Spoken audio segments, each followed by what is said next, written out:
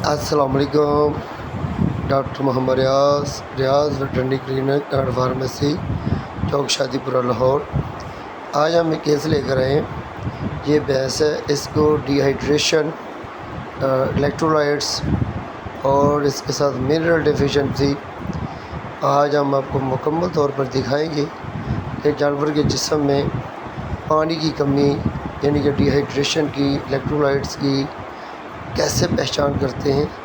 ये हम देख रहे हैं और दिखा रहे हैं हम कि ऐसे जानवरों में पानी की कमी की अलामत होती है।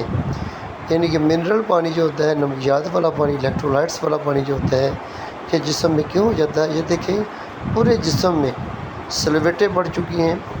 आँख का डेला जो है तकरीबन 2 तो 1.5 इंच तक नीचे चला गया और ये देखें खला नज़र आ रहा है। अंदर से काफ़ी ढेला अंदर को दनसा हुआ है और ताकि यहाँ की बिनाई भी कम हो रही है। और ये दोनों साइडों पे हम देख रहे हैं, बार बार देख रहे हैं। और ये भैंस चलते वक्त ऐसे महसूस करता है जैसे ये गिर जाएगी, हाथ रखा हुआ है कहीं गिर ना जाए। और इसके साथ साथ इसको टेम्परेचर जब हमने चेक किया, टेम्परेचर भी 104.5। जानवरों में डिहाइड्रेशन, नमकोल की कमी, पानी की कमी, इसकी क्या क्या वजूहत हो सकती है। ये फूड पॉइजनिंग की वजह से भी हो सकता है। और इसके साथ साथ जब जानवर को कोई चीज़ रिएक्शन कर जाए और रिएक्शन करने के बाद जानवर को डायरिया लग जाए, तो डायरिया लगने की वजह से भी जानवर में अक्सर हमने देखा है क्रॉनिक अगर फूड पॉइजनिंग हो जाए। क्रॉनिक फूड पॉइजनिंग में जब पॉइजनिंग ज़हरीले असरात खून में शामिल हो जाएँ तो अक्सर ये अलामत जानवरों में देखी जाती है। आँखें अंदर को तन से जाती हैं, पूरी स्किन जो होती है ढीली पड़ जाती है, स्किन में सिलवटें पड़ जाती हैं। और इसके साथ साथ जैसे हम कहते हैं ना, पट पड़ जाना, यानी कि स्किन में रोड़ियाँ आ जाती हैं और वाज़ह तौर पर नज़र आना शुरू हो जाती हैं। जैसे आप स्किन को पकड़ेंगे, खींचेंगे, तो ऐसे खींचने से आपको महसूस होगा जैसे ये स्किन जो है मसल्स के साथ, जिस्म के साथ चपटी हुई नहीं होती। अगर आप दोनों एक उंगली और अंगूठे के साथ पकड़ कर खींचोगे तो स्किन आपके हाथों की तरफ आना शुरू हो जाएगी। ये सबसे ज़्यादा पानी की कमी की निशानदेही होती है। तो इसका इलाज जो होता है वो कैसे किया जाता है, और इसका सबसे पहले हमने ये देखना है, ये डायरिया जो लगा हुआ है, ये जो डायरिया है इसका फ़ायदेमंद है या कि इसके लिए नुकसानदायक। अगर डायरिया फ़ायदेमंद है तो इसको रोकना मुनासिब नहीं होता। अगर डायरिया नुकसानदायक यानी कि शूटिंग डायरिया है या ख़ुराक की कमी की वजह से या फिर धूप की वजह से या फिर सर्दी की वजह से अगर जानवर को डायरिया लगा हुआ हो तो ये समझ लें कि जानवर का डायरिया नुकसानदायक है। इसको रोकने के लिए हम सल्फाडेमाडीन, क्योलिन पाउडर और आधा लीटर पानी में मिलाकर दिया जाता है। और साथ कोलिस्टीन मोक्सिसिलिन का इंजेक्शन होता है, ये भी हम 40 ml देते हैं। और पेन किलर के तौर पर फ्लोनेक्स मैग्लोमिन का 10 ml इंजेक्शन देते हैं। और साथ अगर फूड पॉइजनिंग की वजह से जानवर को डायरिया लगा हुआ हो और इसके साथ इलेक्ट्रोलाइट्स और डिहाइड्रेशन का मसला बना हुआ हो तो साथ हम NS और रिंगर वगैरह की ड्रिपें देते हैं। जानवर की पानी की कमी के हिसाब से 4 से 5 लीटर तक या फिर 5 से 6 लीटर तक भी दे सकते हैं। और ये कोशिश करें कि 12 घंटे के बाद दोबारा रिपीट करें ताकि जानवर के जिस्म में दोबारा डिहाइड्रेशन, पानी की कमी का सामना ना हो, कम सामना ना करना पड़े। देखिए, हमने जब टेम्परेचर चेक किया तो हमने सबसे पहले इसको पानी से नहलाना शुरू कर दिया। पानी सर में डालने से टेम्परेचर नॉर्मल किया।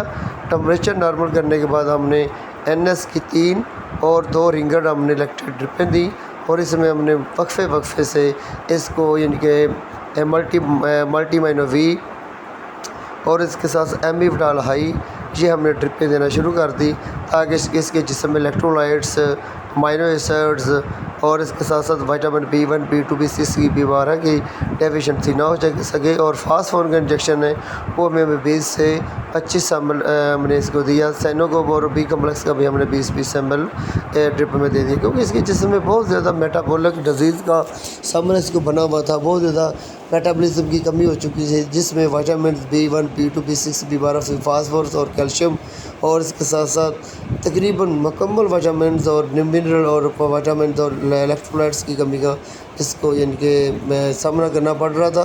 तो हमने ये सारी की सारी ये चीज़ें ड्रिप में दी और ड्रिप में देने के बाद ये भैंस की आँखें जो थी काफ़ी हद तक बेहतर हो चुकी थी और ये सांस जो खींच कर ले रही थी और अपनी फ्लैक्स को यानी कि बार बार यानी कि محسوس کرا رہی تھی کہ اس کی سانس میں بہت زیادہ تیز ہے، نفس تیز ہے، تنفس تیز ہے۔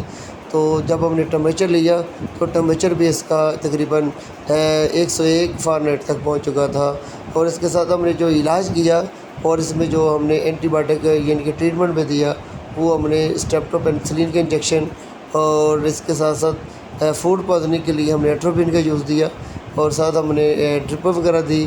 تو یہ بھینس تقریباً ہمارے دیکھتے بہتر ہو چکی تھی، اور اس کی آنکھیں جو اندر کو دھنسی ہوئی تھی وہ بھی کافی حد تک بہتر ہو چکی تھی، اور اس کے ساتھ جو گالی وغیرہ نہیں کر رہی تھی وہ بھی کرنے لگی تھی، چارہ وغیرہ بھی کھانے لگی تھی۔ لیکن ایسے کیسز جو کرونا کیس ہو جاتے ہیں، لیئر کیس ہو جاتے ہیں، اس کا سب سے مین جو مسئلہ ہوتا ہے، اکثر ہم نے دیکھا وہ جانور ٹھیک نہیں ہوتے، کیونکہ اس کے جسم میں زہریلے اثرات جو ہوتے ہیں پھیل جاتے ہیں۔ زہریلے اثرات پھیلنے سے خون میں پوائزننگ کے اثرات پھیلنے سے اکثر ہم نے دیکھا ہے کہ جانور کنٹرول نہیں ہوتے۔ اکثر ہم اس کو ڈرپیں وغیرہ دیتے ہیں، NS کی دیتے ہیں، رنگر وغیرہ دیتے ہیں، اور سپورٹنگ میڈیسن جب دیتے ہیں، سپورٹنگ میڈیسن دینے کے ساتھ ساتھ جانور کو اینٹی بایوٹک کا انجیکشن بھی دیتے ہیں، پھر بھی جانور کو اگر فرق نہ پڑ رہا ہو تو یہ سمجھ لے کہ یہ کیس کنٹرول ہونے والا نہیں ہے، یہ جانور ہینڈل نہیں ہو سکتا۔ کیونکہ اس لیے ہینڈل نہیں ہو سکتا کیونکہ جسم میں خون میں ریڈ بلڈ سیلز کی ڈیفیشنسی کمی ہو جاتی ہے، اور وائٹ سیلز اور فاسفورس اور آئرن کی کمی ہو جاتی ہے، جس کی وجہ سے جانور میں جو یعنی کہ میٹابولک ڈیزیز کی اور جن کی علامات کو ظاہر جو علامات نظر آ رہی ہوتی ہیں، ان کو پورا کرنے کے لیے ہم ملٹی وائٹامنس کے انجیکشن جو دیتے ہیں وہ کارگر ثابت نہیں ہوتے، جس سے جانور اکثر ایکسپائر ہو جاتے ہیں۔ اس لیے کوشش کریں کہ جانور کا بر وقت علاج کیا جائے اور بر وقت ڈائگنوز کر کے جانور کا ٹریٹمنٹ کیا جائے۔ اگر جانور کو الیکٹرولائٹس کی کمی ہے، منرل کی کمی ہے، تو جانور کو یعنی کہ فلوئڈ دیں، اور فلوئڈ میں جانور کو ملٹی وائٹامنز اور اس کے ساتھ فاسفورس وغیرہ کی ڈوز دیتے رہیں، جس سے جانور مکمل طور پر کمپلیٹ ٹھیک ہو جائے۔ 3 سے 4 دن تک دیں تاکہ کسی قسم کی جسم میں کمی نہ رہ جائے، اور اینٹی بایوٹک کا انجیکشن جو ہے 5 دن تک دیتے رہیں، اور جس کی وجہ سے زہریلے اثرات کی وجہ سے ہو تو زہریلی خوراک جو ہے وہ دینا بند کر دیں، خوراک کو چینج کر لیں، صاف ستھری غذا دیں، اور اپنے جانوروں کو باڑے کو صاف ستھرا رکھیں، اور اس کے ساتھ ساتھ جہاں پہ جانوروں کے جو برتن جو ہوتے ہیں وہ برتنوں کو بھی صاف ستھرا رکھیں، اور پانی وغیرہ کی جو ہودیاں ہوتی ہیں، ٹینکیاں جو ہوتی ہیں، ان کو 8 دن کے اندر ایک دفعہ صاف لازمی کیا کریں، اور اندر سے اینٹی سیپٹک سولوشن کا استعمال کرتا رہنا چاہیے۔